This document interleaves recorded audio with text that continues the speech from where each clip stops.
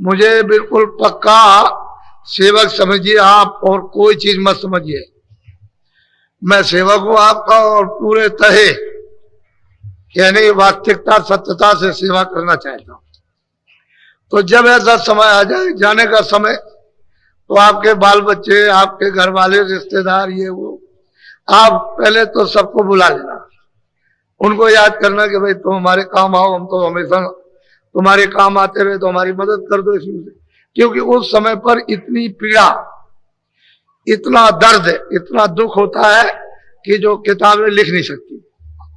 महात्माओं ने अपना कलम बंद कर दिया कि ये बयान नहीं हो सकता।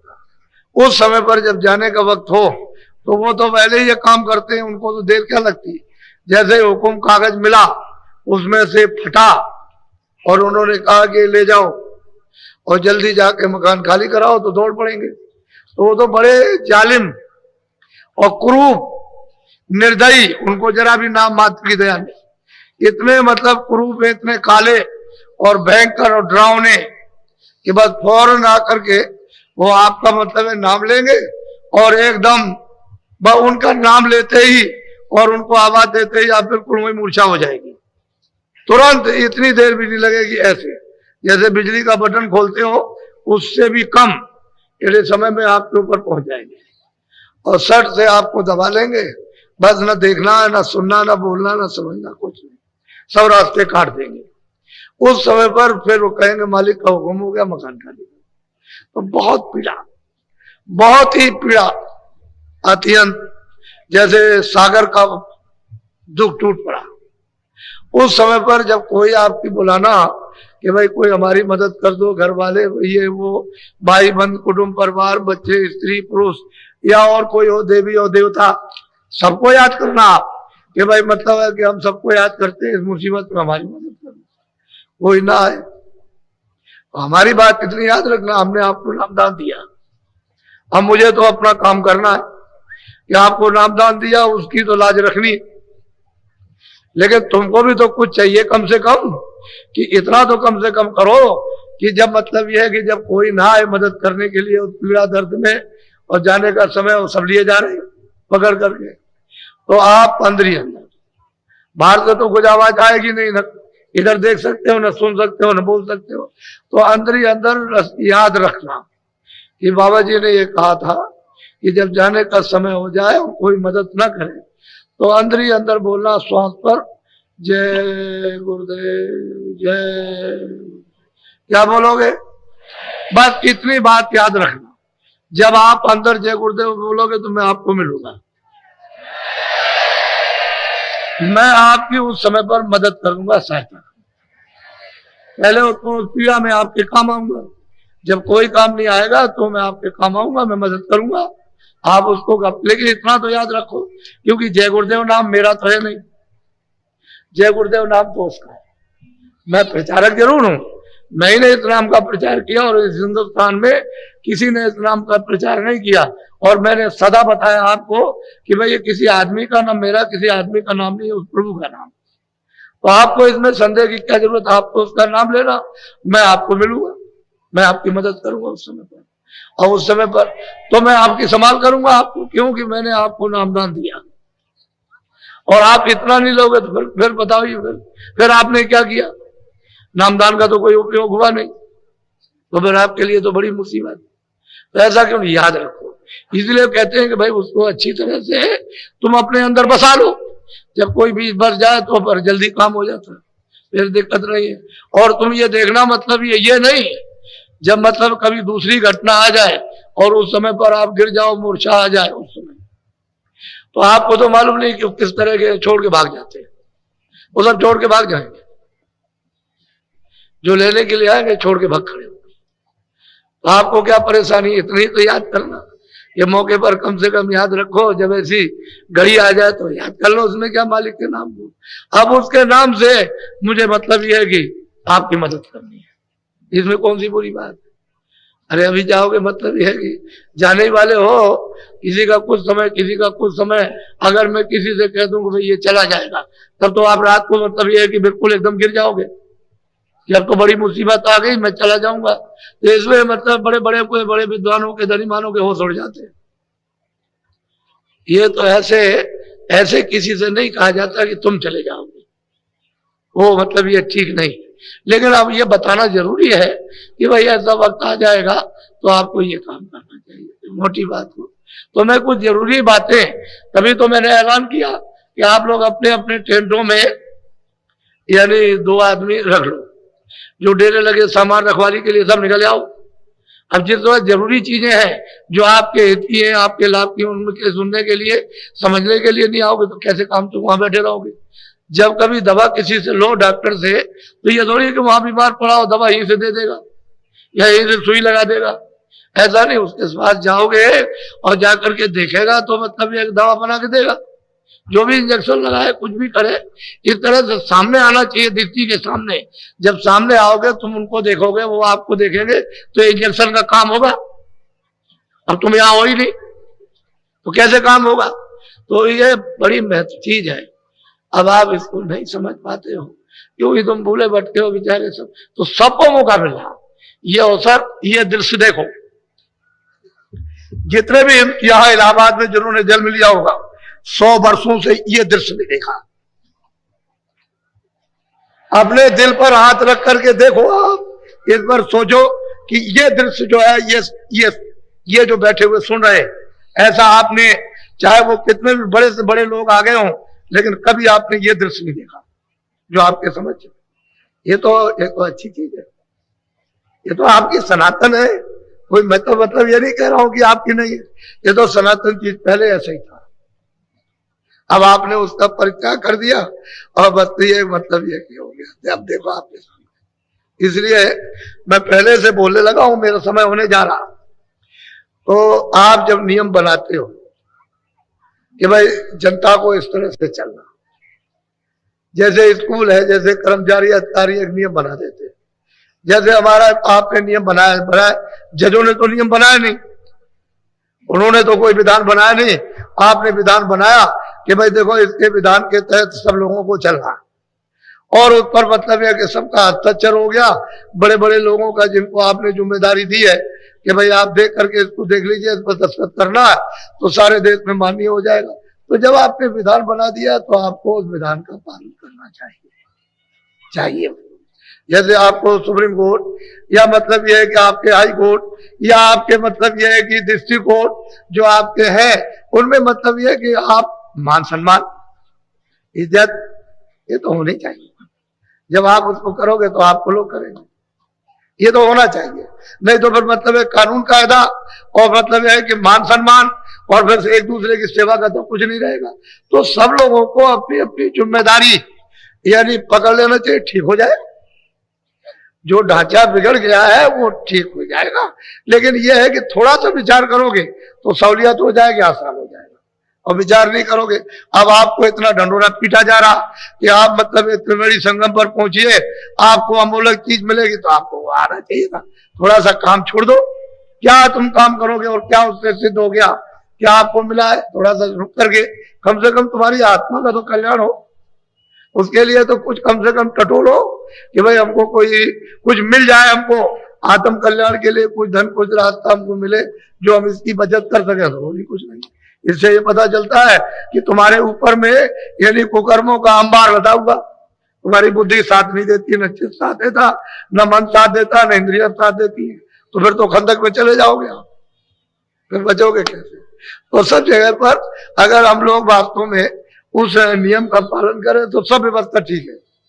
अब इतने आदमी आए हुए, अब इनको अगर ये शिक्षा न दे तो बताइए फिर हम क्या है, हम क्या कर सकते हैं? तो शिक्षा इनको जब अच्छी मिलेगी तभी तो ऐसा होगा। इसलिए सब चीजें बहुत गंभीरता से अपने को सोचना है, विचार करना, और फिर उसका थोड़ा बहुत आप इस्तेमाल करो, यानी व्यवहार में लाओ, तो फिर ठीक हो जाए सब। आज देश के अंदर में चारों तरफ मतलब एक कोहराम मचा हुआ, घर से लेकर के बाहर तक, अपनी स्त्री से लेकर, बच्चों से लेकर, पति पत्नी से लेकर के, अड़ोस पड़ोस में भाई बंधुओं से लेकर के तूफान मचा। अब इसके लिए सुधार के लिए तो आपका जनजीवन तो बिल्कुल अस्त व्यस्त हो गया और शांति का कोई नाम निशान नहीं। क्या होगा क्या नहीं, क्या होगा क्या नहीं होगा। अरे भाई धीरे से रास्ता ढूंढ लो, कहीं ना कहीं रास्ता मिल ही जाएगा, और फिर उस तरह से चल पड़ोगे तो जीवन का क्या पलटा खा जाएगा। इसी जीवन को बदल देते, घड़ियों में बदलो, दिन में बदल लो, महीने में, वर्ष में बदलो, बदल जाएगा। तो आप हमको देखिए, हम दिन भर लगे रहते हैं देखा, हर बात इनकी सुनते हैं। ये पूछिए आप जितने आदमी आए हुए इनसे पूछिए कि बाबा जी आपसे मिले तो सब आपको बताएंगे कि बाबा जी सबसे मिलते, ये तुमसे कोई छुआछूत करते, तुमको अमीर गरीब समझते, आप खुद देखो कि बाबा जी किसी को अमीर किसी को गरीब या किसी को भेदभाव रखते हो। हमारे यहाँ तो कभी ना हुआ ना होगा। ये देखिए, तो आपको ये सब चीजें अनुभव में उतारनी चाहिए। वैसे मैं भी आपकी तरह से एक हार मात में रहने वाला एक मनुष्य हूं। जैसे आप थक जाते हो वैसे मैं भी सकता हूँ, इतनी मेहनत करते हो, ये सब पैर सूझ गए, लेकिन उसके बावजूद भी हम मतलब ये बराबर लगे हुए काम, यानी हमारे पैर सूझ गए। आप देखो इतनी मतलब मार पड़ती है तो ऐसे ऐसे करके मारा जाए ना तो मर जाएगा, खत्म हो जाएगा, ये हालत रहती है। कोई ऐसे नोचना, यानी ऐसे नोचता ऐसे करके, तो एक तरह से तो नाखून लगे हुए खून निकल आता है, धोती खराब हो जाती है। तो अब यह है कि सेवा तो सेवा ही है, सेवा में तो सब कष्ट उठाया जाता है। एक तो ये भौतिक, ये शरीर जिसमें जीवात्मा रहती रो रही, मन है बुद्धि है चित्त है ये दुखी, ये फिर आत्मा बिचारी बिलाप कर रही कि हमको तो कोई रास्ता मनुष्य शरीर पा करके दिया नहीं, और हम कमजोर हैं, हम शक्तिहीन हो गए, हम कुछ कर नहीं सकते हैं इस मन और बुद्धि चित्त और इंद्रियों के जाल में। तो हमको कोई सहारा मिला तो कुछ हो, इसको कोई सहारा मिलता नहीं, और आप कोई सहारा देते नहीं हो। तो ये बात है। तो आपसे ये निवेदन प्रार्थना अपील की गई कि आप एक दो दिन कम से कम आकर के इलाहाबाद वासी, नहीं तो ये चर्चा रहेगी, ये तो ऐसी नहीं कि लोप हो जाएगी, ये तो बराबर रहेगी। हम तो ऐसा अड्डा कहीं और जगह भी जंगल में लगा देंगे, हमारे लिए क्या, हमारे लिए तो बहुत सुलभ है। इसलिए आप लोग सब इसका उपयोग फायदा उठाओ सबके। अब हमारा समय हो गया, एक पहले प्रार्थना कर लो, क्योंकि ये देश तो आपका है नहीं, जो आपका देश है उसको तो आप छोड़ चुके हो। आपके देश में जहां से आए हो, जो आपका देश है, जो सुख का और जो सागर का, उसमें तो ये सूरज गर्मी वाला है, न ये जाड़े वाली रात है, न ये दिन है और न रात है अंधेरे की, न ये दफ्तर है न दुकानें है, न कोई मजबूत करता है और न किसी को कोई धोखा देता है, ये शरीर ही नहीं पंचभौतिक। ऐसा तुम्हारा निर्मल अखंड अमृत का महासागर, उसको छोड़ करके प्रदेश में, अब ये बताइए कि वो अमृत पीते थे तो यह मिट्टी भी नहीं मिल रही, कैसे आप संतुष्ट होंगे और कैसे आपको आनंद यहां मिल जाएगा। ये खुश की जमीन में, ये सब खुश की जमीन है, इसमें कहीं नाम निशान को नहीं, बस उसकी वो ठंडक है, वो धार चुकी हुई है, उसकी ठंडक आ रही है, बस उतना ही क्षणिक इंद्रियों के द्वारा आपको आनंद का अनुभव महसूस होता है। आनंद नहीं है, हम बिल्कुल चिल्ला रहे कि आनंद नहीं है, ठंडक आ रही है, उसी को आनंद आप समझते हो। आनंद यहाँ कहां से आया? और इतने दिन हो गए दौड़ते दौड़ते, तो मतलब थक गए, अब कुछ नहीं, अब अंदर जलने लगे। पहले तो बाहर थे, अब अंदर, तो अंदर में तो आप थक गए, तो कुछ नहीं होगा। तो एक प्रार्थना करो, सतगुरु सतनाम तुमको लाखों प्रणाम। बच्चे और बच्चियों, जो भी ऋषि मुनि योगी अवतारी शक्तियां पीर पैगंबर जो भी आए, उन्होंने सब ने आगे मुर्शिद को गुरु को रखा। एक कदम भी बगैर गुरु के नहीं चल सके, बगैर मुर्शिद के नहीं चल। जब उनका ये इतिहास है तो आप क्यों उसको छोड़ते हो? उसको पकड़ लेना चाहिए। इस देश में तो उन्हीं महान आत्माओं की जरूरत है, लेकिन महान आत्मा न मिले तो आप क्या कर सकते हो? उसके लिए गोस्वामी जी ने महाराज ने कहा, अंधा गुरु और बहरा चेला, और होए नरक में ठेलम ठेला। गुरसिख अंधे बधिर का लेखा, एक नहीं सुने एक नहीं देखा, हर शिष्ट जन शोक ना रही, सो गुरु घोर नरक में पड़े। अब वो बात तो कभी मिथ्या नहीं हो सकती, वो तो सत्य है, यानी अटल वचन है। उन्होंने तो अपना फैसला कर दिया, लेकिन आप क्या सोच रहे हो? आपको भी तो ये समझना चाहिए कि वो कहते क्या है, एक सुनता एक नहीं देखता, तो कहां ले जाएगा। और फिर यह है कि जो उसने अपने सिर पर पाप दोनों में लाद लिया, गुरु भी बन गया वो भी लादे, और शिष्य बन गया वो भी, तो एक दूसरे का हरण नहीं हो सकता, तो कहां जाएगा। इसलिए सबने आगे कदम आगे रखा है गुरु, और संतों महापुरुषों के पास तो गुरु की महिमा ही है। वो तो बगैर गुरु के किसी को मानते ही नहीं है, वो तो यहाँ जमीन पर गुरु ही मानेंगे, और बाकी सबकी पूजा करते हैं, सबकी आराधना करते हैं, सबसे मिलते हैं, लेकिन सर्वा प्रधान वो गुरु, जो यहां से वहां आता और जाता है, उसी जिसकी आंख है, जिसके कान है, और जो उसको प्राप्त कर चुका है, जो उसके पास आता जाता तो उसी का नाम गुरु। वो हाड़ मास नहीं होता, वो नूर का प्रकाश का खजाना है। वो हाड़ मास नहीं है कि जैसे समझते हो कोई दाढ़ी वाला होगा, कोई कपड़े वाला हो, नहीं, ये सब कुछ नहीं है। वो तो नूर का खजाना, वो तो एक पोल होता है कि अगर वो किसी दूसरे पोल पर आ जाए तो आप कहोगे भूत आ गया, तो जिसमें आप हो उसी पंच भौतिक शरीर में आता हो पोल पर, तो जगा हुआ, वो तो बल्ब जल रहा, उसका तो बुझा नहीं है, तो उसकी आंख भी है, उसके कान भी, सब कुछ है उसके पास। तो ऐसा अगर मिल जाएगा तब तो बाहर आपका उतार लेगा और आपको रास्ता दिखा देगा, बाहर भी उतारेगा, रास्ता भी बताएगा, और फिर आंख भी खोलेगा, कान भी खोलेगा, और फिर उसको पकड़ाएगा और चढ़ाएगा भी, सब मदद करेगा। लेकिन अब यह है कि जो लिखा हुआ उसी को आप नहीं समझ सकते हो, उसी की खोज नहीं कर सकते हो, तो बाकी जो चढ़ाई में जो उन्होंने उधर जा करके देखा वो आपको कैसे मालूम होगा। कुछ करोगे तो जिन लोगों ने किया महापुरुषों के निकट रह करके और उनको सब कुछ समझा, तो उनकी कृपा और दया होगी, उनको मिला। इसलिए आप लोग कोई शंका कभी मत, जो सत्य है वो सत्य है, उसमें कुछ हेर फेर नहीं होता। हम आपको वो सत्संग इन 10 दिनों में दे देंगे कि आपका मतलब ये कि मस्तक खुल जाएगा, बुद्धि का उपयोग हो जाएगा।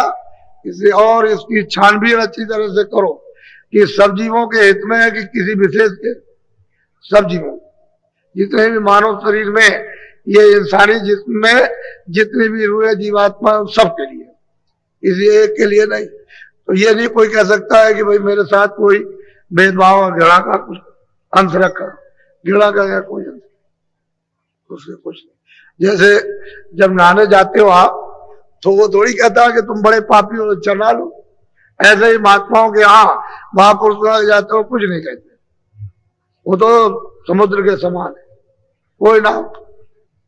लेकिन तुम नहा करके अपना धो तो डालो कम से कम, तो धोते नहीं होते। इसलिए आप एक एक बात को आप अच्छी तरह से परखो, सुनो और समझने की कोशिश करो, और फिर जब थोड़ी बहुत समझ में आ जाए तो फिर कहोगे हम चलना चाहते हैं तो चलो जल्दी।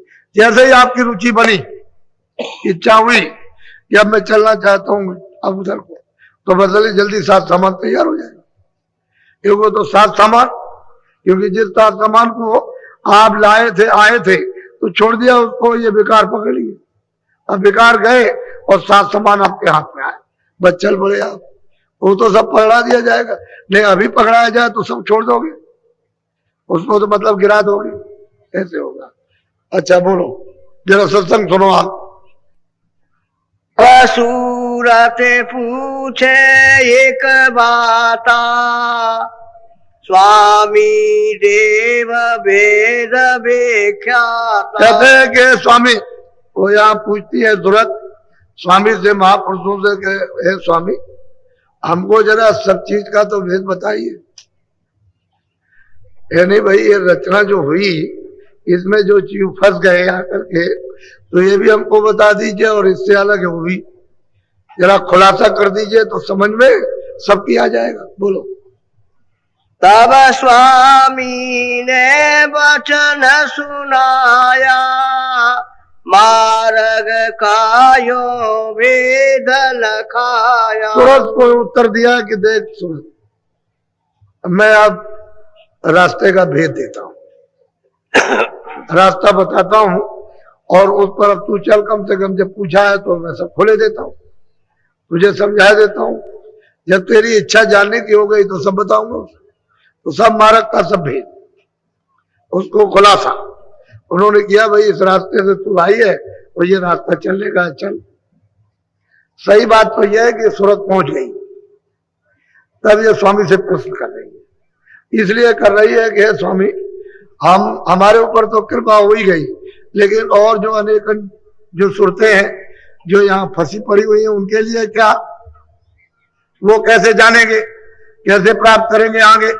आप तो चले जाएंगे तो कैसे मालूम होगा, पीछे क्या प्रमाण रहेगा आपका?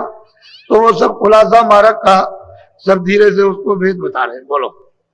5 नाम का सुमिरन करो, श्याम से तमें सूरत। अब उन्होंने कहा कि देख सूरत 5 नाम का सुमिरन, और श्याम से अंदर में जो सूरत, जो जीवात्मा जो दोनों आंखों के मध्य में बैठी है, कहते हैं कि यही ये दरवाजा है। तू जरा सा अपनी आंख उघार कर, यानी सामने ऊपर की तरफ देख, तो तुझे द्वार में जाएगा। द्वार कहते हैं कि गेट, दरवाजा, उसको द्वार कहते हैं। ये वो मिल जाएगा तो कहते हैं भाई श्याम, और श्वेत बीच में सफेदी है, चारों तरफ श्याम है। फिर कभी श्याम हो जाएगा, बीच में चारों तरफ सफेदी हो जाएगी। कहते हैं श्याम श्वेत में तू अपनी दृष्टि को जमा करके रख, हिले डुले नहीं। 5 नाम का स्मरण करो, श्याम श्वेत में प्रथम सूरत धरो, एकाग्र करो, यानी कंसंट्रेशन करो। अंदर तो तेरे आंख है ही, उसको तो लेकर के तू बैठी हुई है, तो जरा सा तू ऊपर की तरफ देख, तेरी आंख खुल जाएगी। बोलो। प्रथम सुनो गगन में बाजा, घंटा शंख छाती। अब महापुरुष कहते हैं सूरत से कि देख, जैसे ही तू ने श्याम श्वेत में अपनी सूरत को जोड़ा, और जैसे ही तेरे सामने वो सूरत आई, तो कहते हैं गगन में बाजा सुनाई देगा, गाने सुनाई देंगे, बाजे सुनाई देंगे। अद्भुत ऐसे बाजे और गाने यहाँ कहीं है नहीं, क्योंकि स्वर्ग और बैकुंठ में तो सदा गाना होता रहता है। वहां तो बीड़ा हमेशा बजता रहता है, नृत्य होता रहता है। वहां तो इस तरह का नहीं। तो कहते हैं गगन में, आकाश में, उधर तो ये देव शरीर तो उधरी है, उस तरफ में इसकी जमीन है, तो वहां से ये गाने को तो प्रथम जब श्याम श्वेत में तू अपनी दृष्टि को एकाग्र करेगी, तो पहले ही शुरू में गगन में बाजे सुनाई देंगे। कहते हो बाजे कैसे, वो बता रहे किस तरह के सुनाई देंगे। बोलो। सहस कमल दल ज्योति लखाई, बांकनाल में जाई समाई। कहते हैं कि सह दल कमल वो स्थान है जिस पर निरंजन भगवान ईश्वर बैठे हुए। कहते हैं कि सामने जब वो गगन में बाजे जब सुनाई देंगे और बाजे को तू पकड़ लेगी, तो वो घंटा संग बज रहा, साफ बिल्कुल स्पष्ट सुनाई देता है, कोई इधर नहीं, और तीनों लोगों में बज रहा। इसलिए तो इसमें तो बहुत से लोग बैठे जो घंटा संग सुनते रहते, लेकिन अब वो आपसे कुछ नहीं कह सकते, क्योंकि आप हो जाएगा। अभी कुछ नहीं कह सकते, जब तक साधक है तब तक वो कुछ नहीं बताएंगे, सिद्ध हो जाएगा तो कुछ भी कह देंगे, फिर वो बंद नहीं होगा। तो साधक में तो बंद हो जाएगा, लेकिन सिद्धि में बंद नहीं होगा, फिर बंद नहीं होता। इसलिए साधक है, अगर इन्होंने किसी से कुछ कह दिया तो बंद कर देगा, नाराज हो जाएगा। इसलिए ये तो कुछ कह नहीं सकते। अगर ये सुनते नहीं तो यहाँ इस मैदान में आते, कोई बात तो जरूर है, कोई ऐसा राज, ऐसा रहस्य, कोई ऐसी बड़ी चीज है जो मतलब ये कि इस समय पर देखो ये। तो कहते हैं प्रथम घंटा संग, जैसे ही तुम सुनोगे उसको घंटे संग की आवाज को, शहद कवल में कहते हैं ज्योत जल रही, जगमग जगमग जगमग हो रही, और कितनी सुंदर ज्योत है। बड़े बड़े ऋषि मुनि योगी तपस्वी कहते हैं उस पर कुर्बान हो गए, ऐसी वो सुंदर है। वो छोटा मोटा सुंदर रूप नहीं है, कितने वहां गलतान हो गए, आगे जाने की इच्छा खत्म हो गई उनकी, उधर जा नहीं सकते हैं, ऐसी मोहनी मूर्त है। वो कहते हैं सैद दल कमल। गोस्वामी जी महाराज उसी को रामायण में कहते हैं कि मूंदे नैन तुलसित में भयो पुंचितवत कौशलपुर गए। कहते हैं वो कौशलाधीश यानी सैद दल कमल में, वो मतलब यह है कि ईश्वर निरंजन भगवान खुदा घाट बैठे हुए हैं, मैंने उनको देखा, मुझे दिखाई दिए, तो कहते हैं प्रसन्न हो गए, खुश हो गए। जब खुश हो गए, प्रसन्न हो गए, तो उन्होंने रास्ता दे दिया, क्योंकि जब तक ये रास्ता देंगे नहीं तब तक उधर नहीं जा सकता कोई भी। रास्ता तो उधरी से आने का, इधर से उधर जाने का, दूसरा कोई रास्ता नहीं है कि आप मंडल को कहीं क्रॉस करके चले जाओ उधर, वो वही में से होकर के रास्ता। तो जब उन्होंने देखा तो खुश हो गए और ये कहा कि अच्छा तुम चले जाओ। तो उनके बाद को महापुरुषों का टिकट था, रोक कैसे सकते हैं? जो महापुरुष यहाँ आए थे वो तो उधर आते जाते हैं, तो उनके पास तो टिकट था, चले गए अच्छा तुम चले जाओ उधर। तो जब उधर गए उस पार, उधर चले गए, तो गोस्वामी जी महाराज कहते हैं उधर माज सुन अंडज राया देखो बहु ब्रह्मांड दिखाया। कहते हैं बहुत उधर तो अंड की रचना हो, बहुत से ब्रह्मांड, हमने अपनी आंख से उधर जा करके हमने सब कुछ देखा। तो कहते हैं ज्योत का भी दर्शन किया, और उसके बाद में ईश्वर का भी दर्शन साक्षात्कार, और परे चला गया, उस पार में गया तो उधर देखता हूं कि उधर में कितने कितने ब्रह्मांड है, बिल्कुल साफ करें। महापुरुष भी कहते हैं यही बात कि भाई तुम ऐसा करो कि जिस तरह से मतलब प्रथम सुनो गगन में बाजा, गड्ढा नाद सुन साजा, घंटे और शंख की आवाज को पकड़ करके साध लो, यानी उसको ऐसा पकड़ो कि उसमें रम जाओ, ले हो जाओ, बस जैसे ले होगे फट खींच लेगी, वो तो सूरत को फौरन खींचती है। यानी इस तरह से सरासर जाएगी कि कितने मतलब 1000 मील पार किए क्या पता चलेगा, 60 से जाएगी उधर से खींचती हुई, सीधी शरीर से अलग हो जाती है। जैसे मृत्यु के वक्त में जीवात्मा इससे अलग होती है, वैसे ही साधक जब साधना करता है तो इससे अलग हो जाती है, वो अलग होकर के जाती है, उसको देखती है। तो कहते हैं प्रथम सुनो गगन में बाजा, घंटा शंख नाद सुन साजा, इसको साध लो अच्छी तरह से, पकड़ लो इसी तरह से, तो आगे मतलब है ज्योत चल रही। शायद दल कमल में वो निरंजन भगवान बैठे हुए, उनकी वो ज्योत चलती है, और निशान बता रहे हैं रास्ता, रास्ते का पूरा भेद उस सूरत को खोल रहे हैं कि देख सूरत ऐसे चलना है, ऐसे जाना है, और ये चीज रास्ते में मिले। बीच में तो रचना सब छूट गई, जो बीच में रचना है बेशुमार। दिल्ली है तो रास्ते में कोई गांव खेत नहीं पड़ेंगे, बहुत से गांव, बहुत से खेत, बहुत सी चीजें, बहुत जंगल और बहुत सी नदियां नाले पड़ेंगे, तो उनको तो मतलब दिल्ली का बताना कि देखो वहां ये, तो बीच का तो उन्होंने रचना सब छोड़ दी और कहा कि सीधे चलो। बीच में तो बहुत आवाजें हैं, बहुत तरह के बाजे बज रहे, वो कोई गिनती भी नहीं आ सकते, इस तरह के बाजे हैं, तो उन्होंने और बाजों को छोड़ दिया, कहा कि तुम वो बाजा पकड़ो, जैसे ही तुम उसमें ले होगे बस फौरन बाजा खींच लेगा और सामने खड़ा कर देगा, साक्षात्कार होगा। ऐसे ही खुदा का दीदार है, वो तो खुदा ही है, वही गाड है, वही हम सबके मतलब ईश्वर, 3 लोग के मालिक। बोलो बांक पार त्रिकुटी में गई। कहते हैं कि पंखनाल टेढ़े रास्ते को पार करके नीची ऊंची घाटी और ऊपर त्रिकुटी स्थान पर पहुंची, वहां ओम विराजमान है, उन्हीं को ब्रह्म कहते हैं। मुसलमान अपने शब्दों से उनको खुदा कहते हैं, रब कहते हैं। वो मतलब ये कहते हैं कि जब उसकी धुन ली, उसकी पगड़ी, तो ऊपर से भी धुन आ रही है। जैसे ही उसकी धुन सुनी कि बादलों की गरज हो रही, घन घमंड है, नवगज घन घोरा, प्रिया हिंद पद्मन मोरा, यानी बहुत तेज घमंड गर्जन हो रही है, घना घोर। और जब उसको तो प्रिय है कि भाई भी इतनी चमक है उस गरज में, इतनी लाइट, इतनी बिजली कड़कती है कि वो एकदम से इस तरह से ऐसे ऐसे ऐसे इतनी ऐसी बिजली चमकती। कहते हैं कि वो वहां पर विराजमान है और ऊपर की आवाज आ रही है, ये ब्रह्म का स्थान है। कहते हैं रास्ते में इस घाटी को पार करने के बाद ऊपर मिलेगा वो बड़ा भारी गढ़ है, गढ़ कहते हैं किला, भारी किला। अब वो इसका संसार का तो कोई प्रमाण है ही नहीं, इसके तो प्रमाण देने की जरूरत नहीं, कि ये तो कुछ भी नहीं है। जब ये कुछ नहीं तो कितना बड़ा किला है, जिस पर वो विराजमान बैठे हुए किले में।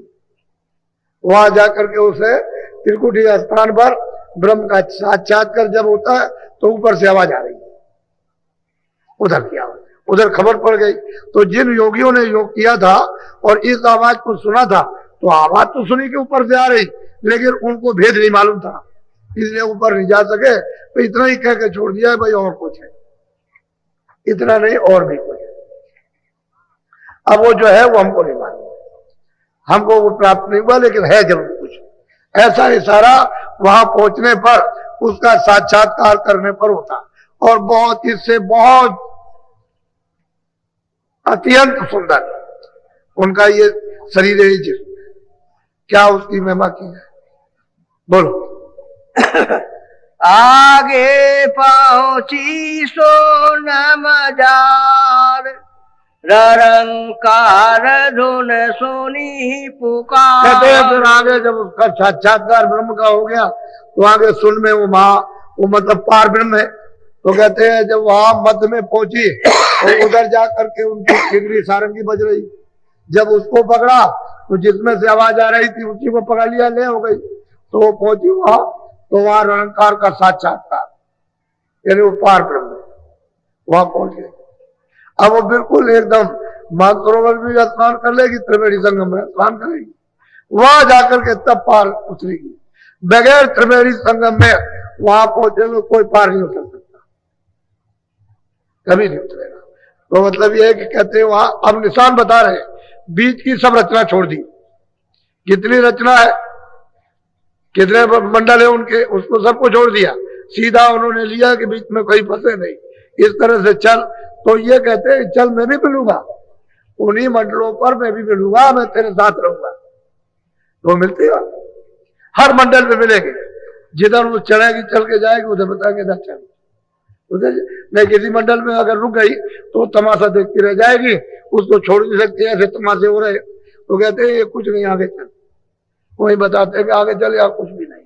तो गुरु का पूरा रूप, जिस रूप में यहाँ दर्शन देते हैं मनुष्य शरीर में, वो रूप सब जगह मिलता जाएगा, लेकिन वो हाड़ मास का नहीं होगा, वो हाड़ मास का नहीं है, पंचभौतिक शरीर ये नहीं होगा, वो होगा नूरानी, लेकिन शकल उसकी यही होगी, वो दिखाई देता जाएगा। क्योंकि जब आप यहाँ उसको पहचान लोगे और वहां नहीं मिलेगा, तो फिर आप अपना कैसे समझोगे कि भाई मैंने मृत्यु लोक में इनसे रास्ता लिया और मतलब ये अगर कोई और मिल गया। क्योंकि कभी कभी ऐसा होता है कि उधर जा रहे हो तो काल ने गुरु का रूप धारण कर लिया, तो वो बताएंगे कि भाई ये रूप नहीं है, तुमको भटकाने के लिए, रोकने के लिए धारण कर लिया, ये गुरु का रूप नहीं, उसकी पहचान है। तो साधक उसको पहचान लेता है, ये गुरु का रूप नहीं है, फिर याद करता तो मिल जाती उसको उसी मंडल पर, वहीं मिलेंगे जहां जाएगा। बोलो। केंगरी और सारंगी सुनी, मान सरोवर चरे चरे गुनी। कहते हैं किंगरी सारंगी अद्भुत, ये पहले स्थान से दूसरे स्थान से अद्भुत बाजा बजा, एक से। अब उस बाजे की क्या महिमा की है, कहते हैं कि उसको सुनती है, मातृवन भी स्नान करती है, आवाज नहीं छोड़ती, उसका दर्शन भी करेगी और फिर चलेगी त्रिवेणी में प्रवेश होगी, वहां उसका उस धारा में स्नान होगा। तो उस धारा में कोई गंदगी तो है नहीं है जो यहाँ की गंदगी है, कोई कालमा है या रजोगुण है, तमोगुण है, सतोगुण है, या मतलब शब्द स्पर्श रूप रस, ये सब कुछ नहीं है वहां। वहां तो धारा है कि वो जो ऊपर से उधर से जो उतार करके लाए काल को और माया को, उस धारा को छुड़ा देते, जो सत्य धारा उसको पकड़ा देते। क्योंकि वो जिस धारा से उतर करके आए हैं वो धारा बराबर काम कर रही है। एक तो मतलब ये नेगेटिव और पॉजिटिव, एक धारा फेंक रही है, एक धारा उसको वापस ले जा रही है। इस तरह से दो धाराएं उधर से आई हुई है। अब ये भेद किसी को पता नहीं है कि उधर में एक फेंकने की और एक वापस करने की, खींचने की, ये दो धारा। अब जब तक कोई जानेगा नहीं तब तक उस धारा पर जोड़ नहीं सकता, यानी बैठा नहीं सकता, उस शब्द पर, उस नाम पर, उस आवाज पर, उस बाजे पर नहीं बैठाएगा तो जाएगी नहीं, ऊपर नहीं चढ़ सकती। तो महापुरुष उसको जानते हैं तो कहते हैं देख मैं सब खुलासा करता हूं, तुझे ये सब खुलासा बता रहा हूं कि वहां शून्य में, महाशून्य में वो पार वहां पर विराजमान है, मुसलमानों के अल्लाह और हिंदुओं के पार में। बोलो। आगे महासोन मैदाना, जहाँ चारे धुनते मेरे समान। कहते हैं कि वहां महाकुंड मैदान है जिस पर भंवर गुफा स्थान है और उसमें 100 पुरुष बैठे हुए हैं, लेकिन वहां 4 यानी गुप्त आवाजें हो रही है और वो अभी तक तो किसी ने खोला नहीं और ना कोई खोलेगा। इतना ही इशारा कर देते हैं कि वहां और कुछ है, कुछ हो रहा, लेकिन उसको तो सीधा रास्ता पकड़ाया। ये ऊपर में महासुंड है, उसको महाकुंड कहते हैं। भंवर गुफा स्थान को कहते हैं कि भाई चौक अपार मैदान है। इस मैदान में जब फौज जाती है तो खरबों योजन यानी चलना पड़ेगा। अब खरबों योजन कितना हुआ आप ये तो समझ नहीं सकते। इतना मैदान लंबा चौड़ा, इतना ही ऊपर, इतने नीचे, इतने दाएं, इतने ही बाएं। अब इतने बड़े मैदान में जाएंगे तो बहुत ही मैदान लंबा। ऐसे नहीं, रचना का विस्तार इतनी खूबी के साथ में हुआ और उसका रूप इन तीनों से सुंदर। उसका जब वो महाकुंड में जाएगी तो उसका रूप इन तीनों से अद्भुत, जो वर्णन करने योग नहीं है। बोलो। भंवर गुफा ऊपर देखी, सोहंग बांसी बजती पे। कहते हैं कि भंवर गुफा के ऊपर में वो आवाज सुनी और वो हमेशा बंसी बज रही है, अखंड बंसी बजती है, लेकिन आवाज तो आ रही है पर इन आवाजों के साथ मिश्रित हो गई, मिश्रित आवाज हो गई, मिल गई। सब आवाजें बजती है तो उसमें साधक जब तक उसको अनुभव ना हो तो छाट नहीं सकता। वो सुनता रहेगा और कुछ नहीं। लेकिन जो जाता आता है उसको छाटना आता, छटवाना आता, तो उसने तो छाट लिया और आपको छटवा लेगा। कहेगा नहीं इन आवाजों को मत पकड़ो, उसको पकड़ो। तो आप जब साधन करोगे, भजन करोगे, कान जब खोलेंगे तो फिर आवाज को पकड़ा देंगे। कहेंगे देखिए आवाज इसको पकड़ ले और चढ़ चढ़। आवाज के बगैर, बाजे के बगैर ऊपर चढ़ के नहीं जा सकते। वही सीढ़ी है, दूसरा कोई आधार नहीं। तो वो तो आवाज वहां से आ रही है, वो तो पावर हाउस से आ रही है और वो बराबर मतलब ये एक ने एक तो ले आई आवाज और दूसरी आपको ले जाएगी। अब महापुरुष जो आवाज पकड़ाएंगे वो ले जाएंगे और बाकी जिस आवाज से उतारी गई दूसरी आवाज उससे उतार दी गई। अब वो सब भूल गए बेचारे, क्या करेंगे। बोलो। ताके परे धाम सतनामा, बीना बजे सतलो। अब उन्होंने खुलासा किया कि इस भंवर गुफा के परे जो सोहंग पुरुष है उनके परे सतधाम है वहां पर, और वहां अखंड बीन समूचे, मतलब यह है कि उसमें बस वही हो रही, बाकी और कुछ समूची। इतना बड़ा सागर उसमें अखंड, वो तो शब्द ही का सागर है और कुछ नहीं, शब्द ही शब्द है।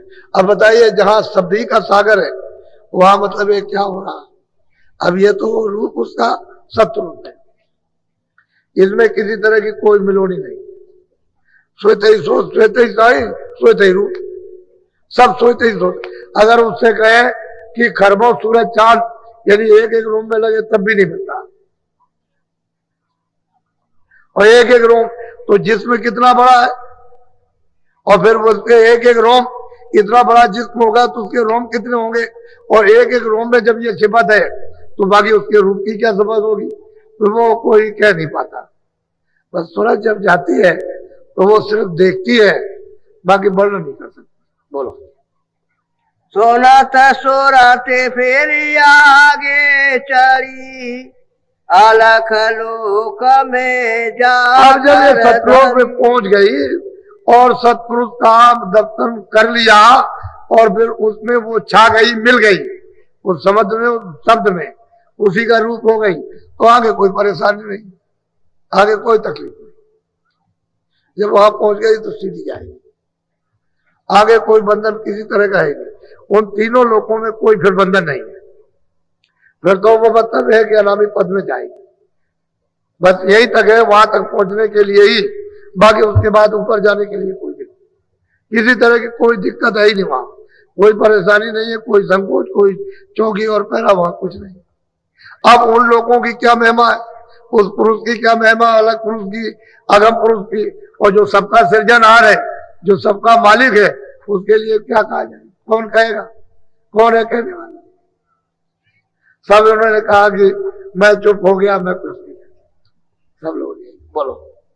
कोटे नया बसूर उजियारा अलख पुरुष छबे अद्भुत कहते हैं कि एक से एक अद्भुत रूप, एक से एक कितने कितने कोटा। ये सूरज नहीं, वो सूरज जो भंवर गुफा में श्वेत सूर्य, उसकी उपमा दी है, इस सूरज की नहीं, इसकी। ये सूरज सूरज कुछ नहीं है, उसकी उपमा दी है कि वो सूरज यानी उसका प्रकाश एक एक रोम के अंदर इतना इतना है। ये सूरज नहीं वहां पर, इसका प्रमाण वहां महापुरुषों ने कुछ नहीं दिया कि आप कह दोगे चांद सूरज होगा, ये होगा, मतलब ये नहीं, वो सूरज, उसका प्रमाण दिया। इतना मतलब एक एक रोम में उसके प्रकाश और उसकी शोभा, उसका रूप है कितना सुंदर, कोई वर्णन नहीं कर सकता। बोलो। तासे अगम लोक को चली अगम पुरुष से जा। अब वो सूरज किधर से उन्होंने जो बताया कि देख सूरज चल, तो उधर में फिर अलग लोग से चढ़ गई अगम, अलग लोग पुरुष का तो दर्शन हो ही गया। अब ऊपर में चढ़ी तो अगम पुरुष में उसका, अगम पुरुष का उससे भी सुंदर, उससे भी सुंदर, वो कितना बड़ा है। इसी अगम पुरुष की काया महासंघ की है, महासंघ जोजन की काया है। ये शरीर जो उनका है यानी महासंघ जोजन का। अब आप अंदाजा अपनी बुद्धि से लगाओ कि महासंघ एक जोजन का 4 कोस, तो महासंघ उसका शरीर है, तो देश कितना बड़ा होगा ये सोचिए। शरीर ही इतना, तो उसके एक एक रोम में इन्हें कितने सूरज और कितने चांद इन्हें रोशनी करते हैं। और फिर जो अनामी पुरुष है उसका क्या बयान हो सकता है? उसके ऊपर में जो अनामी पुरुष है उसका तो कोई बयान ही नहीं कर सका, ना कोई कर सकेगा। वो तो उसमें गिर करके वही रूप हो गई, वही रूप, तो दूसरा कोई रूप ही नहीं, वही हो गई। वो कोई ना बयान कर पाया ना कर सकेगा। बोलो। खर बन सूर चांद पर कासा धोने का वहाँ की अगम बिना। अब उन दोनों को कौन वर्णन करे, उन दिनों का तो यह चिन्ह भी नहीं मिलता, तो कैसे आपको बताया जाए ऐसी होगी, इस तरह की होगी, वहां कोई चिन्ह ही नहीं आ। जब यहाँ चिन्ह नहीं है तो उसको कोई वर्णन ना अलग लोक की धुन को और ना अगम लोक की, और जो अनामी लोक में जो धुन हो रही है वो तो कोई कैसे कहेगा? वो तो आवाज उसी धुन ने, उन्हीं की धुन ने तो ये तमाम लोग बनाए। अगर वो धुन चारों तरफ यानी नहीं फैलती तो वो लोग नहीं बनते। उसी तो आवाज कितनी होगी?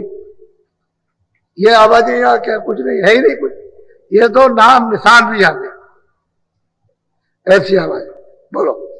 धोने का वर्णन कैसे गाऊं जग में कोई दृष्टा। बात तो कहते हैं कि महापुरुष कहते हैं कि देख सूरत, देख तू खुद देख रही है कि इस धुन का कैसे वर्णन किया जाए। कोई जगत में कोई नमूना, कोई चिन्ह तो है नहीं है जो उसको बता दिया ऐसा होगा, ऐसी धुन होगी, ऐसी होगी, ऐसा उसका रूप होगा। नया रूप है ना उसकी कोई आवाज, तो कोई जब चिन्ह नहीं है तो कैसे बता दे। अब ये सूरत वहां देख रही, लेकिन आपके लिए उसमें कितना ऊंचा, ये भी पूरी हो गई। जो वहां पहुंच गई पूरा हो गया। मीराबाई भी पहुंच गई इसी तरह से। यही रैदास जी ने बताया था, यही काशी में रहते थे, जूते काटते थे, जूते अपने काटा करते थे, जो आ जाए पुराने जूते काटे। धीरे धीरे धीरे धीरे जब इनकी शोहरत हुई, लोग जानने लगे, तो उस समय बड़ी छुआछूत थी, बहुत बहुत छुआछूत। तो किसी ने उधर सुना राजस्थान में कि काशी में एक महात्मा रहते, तो लोगों से यहाँ काशी में गंगा स्नान करने आए, तो पूछा उन्होंने कि यार रैदास जी कोई महात्मा रहते? अरे कह लगे वो तो चमार है, जात के चमार है। कह लगे नहीं वो चमार होंगे, लेकिन हम दर्शन करना चाहते हैं। तो कह लगे आप उजाले में मत जाइए, अंधेरा हो जाए तब जाइए, नहीं आपकी बड़ी बदनामी होगी। कि चमार का दर्शन करने जा रहे हैं। तो जब अंधेरा हो गया, उस समय पर ये बिजली तो थी नहीं, ये बिजलियां नहीं थी, तो रात में अंधेरा था, वही अपने कंडील और लालटेन वगैरह तरह तरह की थी, दिए वो तरह तरह के उसको जलाते थे। तो वो शाम को सूरज जैसे डूबने लगा वैसे सामान उठा के घर चले जाते, वो कभी नहीं रहते थे। उस दिन वो बैठे रह गए कि वही दर्शन करने आएगा तो ये लौट जाएगा वापस। तो जब वो अंधेरे पहुंचे, पूछते गए, उन्होंने कहा देखो वो बैठे अंधेरे में, छोटा सा दिया जल रहा, वो देखो बैठे। तो वहां गए और देखा तो उन्होंने प्रणाम किया, बहुत अच्छी तरह से प्रणाम किया, कोई भाव खराब नहीं थे, प्रणाम उन्होंने किया। कह लगे महाराज मैं दूर से आया हूँ और मैंने आपकी चर्चा सुनी तो मैं दर्शन करने के लिए आया हूँ। कह लगे अच्छा तुमने बहुत अच्छा किया, दर्शन करने आए, तो मैं भी तुम्हारे लिए बैठा रहा। मैं सोचा कि तुम चले जाओगे, इतनी दूर से आए हो और दर्द नहीं होगा तो तुमको दुख होगा, तो मैं इसलिए बैठा रहा। अच्छा लो, सामने उन्होंने चमड़ा पानी में डाल दिया, वो भीग रहा था। ये लगे ये लो चमड़ा में, ये लो पी लो, ये चमड़ा में ले लो, तो ले तो लिया उन्होंने। उन्होंने नीचे को, रैदास जी ने नीचे को मौका लिया, तो उन्होंने उसको लिया और ऐसे करके डाल दिया। उन्होंने पिया नहीं, अब ऐसे डाल लिया। तो जब ऐसे वो पगड़ी बांधे हुए थे, पगड़ी में लग गया, कुछ उनके कपड़ों में आके गिरा तो उसमें दाग पड़ गए। अब वो जब गए वहां घर, तो रानी साहब पूछा भाई ये क्या हो गया, दाग कैसा? अरे कहने लगे बड़ा हमारा धर्म बच गया, लेकिन हम कुछ कह नहीं सके। उन्होंने कहा ये चमड़ा, ये चरना मिर्च ले लो और इसको पी लो। तो मेरे सामने ही ये चमड़ा भीग रहा था पानी में, वही दे दिया। तो मैंने उसको इस तरह से ऊपर ले लिया। कहले जल्दी जल्दी कपड़े उतारो, उतार दिया कपड़े, अच्छे कपड़े पहना दिए। धोबी को बुलाया कि देखो ये राजा साहब के कपड़े हैं, तुम इसको धो करके ले आओ, तुमको राजा साहब अच्छा इनाम देंगे। कहले ठीक है। तो धोबी को किसी शादी में जाना, वो लड़की थी, उसने कहा देखो एक राजा साहब आए हुए, उनके ये कपड़े दाग लग गया तो छुड़ा के ले आना, मैं शादी से अभी लौट करके आता हूं तो मैं खुद उनके यहाँ पहुंचा दूंगा। तो बेचारी वो लड़की गई, धोबी की अनपढ़ थी, कुछ जानती तो थी, वो गई वहां और वहां जाकर के मतलब है कि गंगा जी के किनारे धोने लगी, तो दाग नहीं छूटता था। बहुत उसने मुगरी लगाई, उसने बहुत कुछ किया और उसमें रेव लगा दिया, उसको मट्टी में चढ़ाया, लेकिन दाग नहीं छूटा। तो उसने क्या किया, जब नहीं छूट रहा था तो निचोड़ रही थी, दाग नहीं छूट रहा तो मुंह में दबा लिया, तो चूसने लगी उसी कपड़े को, तो उसका हरक उसके चला गया पेट में, बस उसकी आंख खुल गई, तीसरी आंख खुल गई, तीसरा दिन। वो तो कहीं ना कहीं चीज पढ़नी थी तो उसकी खुल गई। तो घर लौट करके वापस गई तो कुछ का कुछ कहने लगी, वर्णन करने लगी वो। तो धोबी तो बड़ा अपनी लड़की की बात सुन करके बड़ा अचंभित हुआ। धीरे धीरे उसकी शोहरत फैल गई कि धोबी की लड़की अनपढ़ थी, बड़ी विद्वान और बड़ा मतलब ये कि और ये और ऐसा ज्ञान कहती है, इस तरह से ये। तो लोग उसके पास आने जाने लगे। तो राजा को ये खबर लगी, जब वो दोबारा लौट करके आए तो उनको खबर लगी कि भाई ऐसी ऐसी बात है। और वो कहती है कि भाई एक राजा आए थे, उनके कपड़े धो रही थी, उनकी कृपा हो गई और मतलब ये उसको मैंने चूस लिया तो उसका रंग मेरे चला गया। तो सही बात यह है कि उनकी बड़ी दया हुई, अगर वो हमको नहीं देते तो मैं कैसी। तो राजा अब आए तो उसके दर्शन के लिए कि भाई धोबी के दर्शन करा उस लड़की का। तो बुलाया गया तो उसने सीधा यही जवाब दिया, जब पूछा कि बच्ची ये ज्ञान कहां से प्राप्त किया, कह लगे आपकी कृपा हो गई। उसको तो मालूम नहीं था कि ये राजा, लेकिन इतना ज्ञान हो गया कि आपकी दया हो गई। क्यों लगे हमारी दया क्यों हो गई? कह लगे रैदास जी ने आपको इसी वस्तु को प्राप्त करने के लिए चरना में दिया था बना करके, और आपने उसका तिरस्कार कर दिया, अपमान कर दिया। तुमने उसको अपने कपड़ों में डाल दिया और वो कपड़ा हमारे पिताजी को मिला और वो चला गया शादी में, उसने हमको दे दिया, सौभाग्य से हमारे पल्ले पड़ गया। ये आपकी कृपा हो गई, अगर आप उसको पी लेते फिर तो तुम्हारी आत्मा का कल्याण हो जाता। वो तो अमर होने के लिए अमृत भेजा उन्होंने। बस फिर उसके बाद अब राजा को बड़ा अफसोस हुआ कि ये तो बड़ा मुश्किल हो गया और ये धोबी को मिल गया, हम वैसे रह गए। तो उन्होंने कहा अच्छा चलो हम फिर चलेंगे दर्शन करने। फिर उन्होंने रात को जब अंधेरा हो गया तो चल पड़े, 2-4 आदमी साथ ले लिए, उनको तो दूर खड़ा कर दिया। वो उस दिन भी बैठे रह गए कि वो गया था राजा आता होगा दर्शन करने के लिए, तो बैठे रहे अंधेरे में। जब गए वहां जाकर के फिर सिर रख दिया जमीन पर प्रणाम करने के लिए और खड़े होकर के हाथ जोड़ करके बोले ऐसे, भाई कैसे आए हो? कह लगे महाराज वो जो आपने चरणामृत दिया था हमको फिर दे दीजिए। तो उन्होंने कहा कि अरे बेटा अब तो मेहनत करनी पड़ेगी, अब नहीं मिलेगा, अब तो मेहनत करनी होगी। ये ऐसे नहीं मिलता। वो तो खुशी का सौदा था, प्रसन्नता का था। उस समय बदिया तूने तो ये समझा कि ये चमड़ा भीग रहा पानी में, वो चमड़ा नहीं था, वो अमृत था। आप जिसको मिलना उसको मिल गया, अब मेहनत करनी पड़ेगी। तो कहने का मतलब महात्मा किसको क्या दे देते हैं, तुम जात पात में फंस गए। वहां वो कहते हैं हर का हो ईश्वर का, बजे जात पात पूछे नहीं कोई। उधर सुबह गए, उन्होंने सबकी पूजा कराई कृष्ण भगवान ने, ये पूरे महात्मा संत हैं, तुम इनको पूजो। उधर उन्होंने पूजा कराई। तो देख लीजिए आप, जब द्रौपदी में अपमान किया तो फिर घंटा नहीं बजा। घंटा तो संघ बजाते हैं, संत बजाते हैं, ऐसे घंटा बज जाएगा। उन्होंने कहा था कि घंटा बजेगा, लेकिन घंटा नहीं बजा। तो उन्होंने कृष्ण ने कहा कि तुमने संतों का अपमान किया, इसकी वजह से नहीं। तो बुलाए गए सुबह, जब सुबह बुलाए तो पता चला। तब द्रौपदी को बुलाया कि तुमने क्यों अपमान किया? कह लगे हमने हर प्रकार के व्यंजन बनाए और इन्होंने सब मिला करके और व्यंजनों का अपमान कर दिया, तो हमारी श्रद्धा खत्म, भैया अपमान हो गया। तो कहने का मतलब उसके यहाँ जात पात, तुम जात पात का रगड़ा झगड़ा समझते हो। ये जात पात क्षत्रिय में आया, ब्राह्मण में आया, वो भंगी में चला है, हरिजन में चला है, इसमें उसके लिए जात पात क्या? अरे जो मन बुद्धि चित्त है, अंतःकरण जीवात्मा निर्मल हो जाए वही प्राप्त कर सकता। तुम इसी चक्कर में रह गए अभी तक। और अब तो ये दशा हो गई कि महापुरुषों का अपमान किया तो यहाँ कोई चरित्र ही नहीं रह गया, नाम का भी चरित्र नहीं रहा।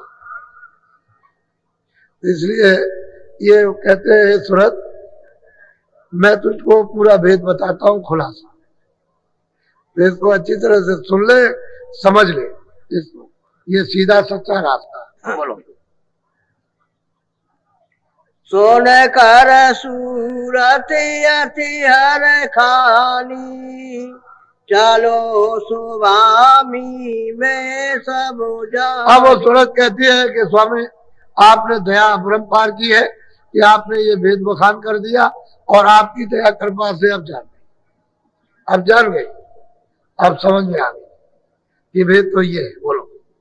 बिना सत्य गुरु कोई भेद न पावे, सत्य गुरु सो यह देश। अब वो कहते हैं कि देख सतगुरु के बगैर कोई ये भेद नहीं पाता, और जो वहां पहुंचा वही सतगुरु है, बाकी कोई नहीं है। बगैर सतगुरु के कोई उसका भेद नहीं जान सकता, कोई भी। और जो वहां पहुंच गया वही सतगुरु। कहते हैं किसी ने भेद नहीं पाया। बोलो। सत्य गुरु की महिमा अति भारी, कोई न जाने पछे पछे। कहते हैं संत सतगुरु की महिमा बहुत बड़ी महिमा, उसको कोई नहीं जान सकता। साहब संसार में इसमें पच करके हार है, उनको नहीं पहचान पाए, इतनी उनकी महिमा है। अब हम लोग चाहते हैं कि शरीर से, आंखों से पहचान ले, बुद्धि से समझ ले, कोई चीज समझ में नहीं आई। क्या मालूम, ऐसे ऐसे प्रमाण महात्मा मतलब ये है कि आपके पास रहे कभी नहीं जान सकते। एक पंजाब में महात्मा पूरे तरबूज काट करके खिलाया करते थे। क्या लगा इधर आ, देख ये तरबूज पका हुआ है, बहुत मीठा, ले ये खा ले। जब वो तरबूज लेने लगे तो क्या कहे कि देख ले पका है कि कच्चा है, देख इधर ये पका है कि कच्चा है, तू देख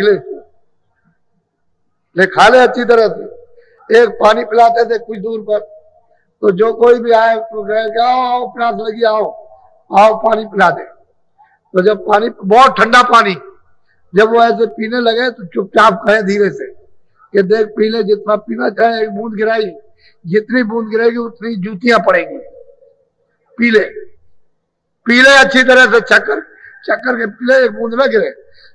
जब बूंद गिर जाएगी जम की उतनी जूतियां पड़ेंगी। पीले तू अभी। तो असल में बात यह, महात्माओं को कौन पहचानता था? पूरे संतों को किसी ने योगी जोगी जति ऋषि मुनि तपस्वी सन्यासी बैरागी ये कोई भी नहीं, दानी कोई नहीं जान सकता। उनकी महिमा ही बिल्कुल अलग। बोलो। जा पर कृपा दृष्टि वे करे वह जाने और कहते हैं जिसके ऊपर में दया कृपा दृष्टि हो जाए वो तो उसको जान लेगा और वो समझ लेगा। जिसके ऊपर में दया कृपा दृष्टि नहीं हो क्या जान सकता? वो तो यहाँ अंधकार में पड़ा हुआ, उसको बेचारे को क्या मालूम है। ये बड़ा सौभाग्य था आप लोगों का सबका, बहुत ही अति उत्तम यानी सुजोग और समय का उपयोग और आपका भाग। इन घड़ियों में मनुष्य जीवन की जो श्वासें चल रही है वो अति अमूलक और भाग्यशाली। ये पता नहीं कब का पुण्य आकर के जुड़ गया। इस घड़ी में सुजोग आपको मिलना, ये मिलता नहीं है जिसमें ये भेद होता है। वैसे तो मैं कल आपको नाम जान दूंगा, आज तो नहीं दूंगा, एक दिन छोड़ करके एक दिन कल आपको दूंगा। आप इसको ले लीजिए। वो जिसने विधान बनाया है वो आपको छोड़ेगा नहीं। अभी अपना अपना छुटकारा करा लो, जल्दी करो, देर करने की जरूरत नहीं है। और अगर कहीं चूक गए तो फिर ये अवसर मिलेगा नहीं कभी भी। मनुष्य जीवन का अवसर नहीं मिल रहा, ये निकल गया। ये कितने जुगों कितने सज्जुग अनगिनत त्रेता द्वापर बीत गए और उसके बाद आपको ये हाथ में पड़ा और दरवाजे पर आप बैठे हुए और फिर भी आप वापस लौट रहे। 4 खानों में 84 चोरियों में और नरकों की तरफ, तो फिर आप लौट करके यहाँ कब आओगे मनुष्य शरीर में? ये सोच लो अच्छी तरह। अभी मौका है, अभी जल्दी करो, देर मत करो। एक घड़ी आधी घड़ी, इसलिए वो कहते हैं घड़ी आधी आधी में पुनः तुलसी संगत साथ की हरे कोट अपराध। कहते हैं वो काम करो दरवाजे पे बैठकर कि जल्दी से जल्दी तुम्हारे अपराध सब के सब मतलब छीन हो जाए, जल जाए जो कोटान कोट अपराध है। तो दृष्टि को और कानों को खोलो और उसके खोलते ही यानी फिर वो भस्म होंगे। तभी दिव्य नेत्र होते ही ये कर्म भस्म होते हैं, चाहे पुण्य हो चाहे पाप हो। सब पहाड़ों का ये गली ऐसे जलता है जैसे घास जलती है, लेकिन थोड़ा सा महापुरुष कृपा दया तो लेना ही है बगैर उसके। बोलो। कोई कोई जीव करे विश्वासा करे पर सीत बोधारे। कहते कोई कोई जीव मनुष्य मंदिर में कोई जीव इनको सुनाते हैं, कोई विश्वास करते हैं और जो विश्वास करते हैं वो फिर चलने की धारणा बनाते हैं। कोई सब तो काल की नगरी में बिल्कुल कूट करके इनको इतना जर्जर कमजोर कर दिया है कि कुछ नहीं। कोई अब इनको बहुत सहारा देते हैं, बल देते हैं, हिम्मत देते हैं, मदद करते हैं सब। तो कोई जीव जाने